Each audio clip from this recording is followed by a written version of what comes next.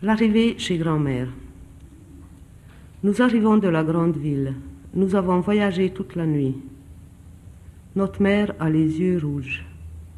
Elle porte un grand carton et nous deux, chacun, une petite valise avec ses vêtements, plus le grand dictionnaire de notre père que nous nous passons quand nous avons les bras fatigués.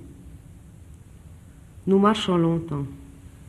La maison de grand-mère est loin de la gare, à l'autre bout de la petite ville. Ici, il n'y a pas de tramway, ni d'autobus, ni de voiture. Seuls circulent quelques camions militaires. Les passants sont peu nombreux, la ville est silencieuse. On peut entendre le bruit de nos pas. Nous marchons sans parler, notre mère au milieu entre nous deux. Devant la porte du jardin de grand-mère, notre mère dit « Attendez-moi ici ». Nous attendons un peu, puis nous entrons dans le jardin. Nous contournons la maison, nous nous accroupissons sous une fenêtre d'où viennent des voix. La voix de notre mère. Il n'y a plus rien à manger chez nous.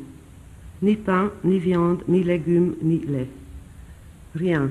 Je ne peux plus les nourrir. Une autre voix dit « Alors tu t'es souvenu de moi. Pendant 10 ans, tu ne t'étais pas souvenu. Tu n'es pas venu. Tu n'as pas écrit. » Notre mère dit « Vous savez bien pourquoi. Mon père, je l'aimais, moi. » L'autre voix dit « Oui, et maintenant tu te rappelles que tu as aussi une mère. Tu arrives et tu me demandes de t'aider. » Notre mère dit « Je ne demande rien pour moi. J'aimerais seulement que mes enfants survivent à cette guerre. La grande ville est bombardée jour et nuit, et il n'y a pas de nourriture. On évacue les enfants à la campagne, chez des parents ou chez des étrangers, n'importe où. » L'autre voix dit « Tu n'avais qu'à les envoyer chez des étrangers, n'importe où. » Notre mère dit « Ce sont vos petits-fils. » « Mes petits-fils, je ne les connais même pas. Ils sont combien? 2 garçons, des jumeaux. » L'autre voix demande « Qu'est-ce que tu as fait des autres? » Notre mère demande « Quels autres? » Les chiennes mettent bas 4 ou 5 petits à la fois. On en garde 1 ou 2, les autres on les noie. L'autre voix rit très fort. Notre mère ne dit rien et l'autre voix demande « Ils ont un père au moins.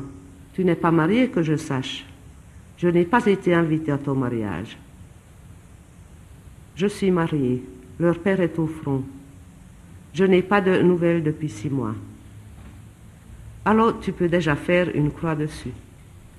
L'autre voix rit de nouveau, notre mère pleure. Nous retournons devant la porte du jardin.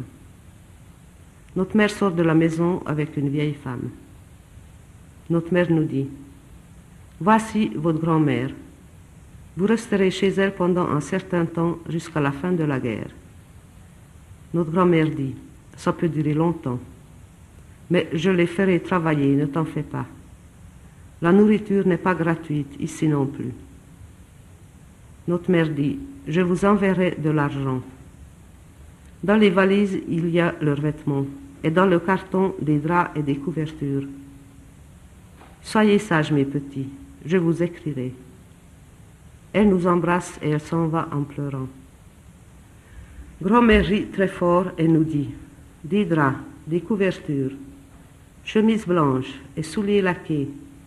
Je vous apprendrai à vivre, moi. » Nous tirons la langue à notre grand-mère et rit encore plus fort en se tapant sur les cuisses.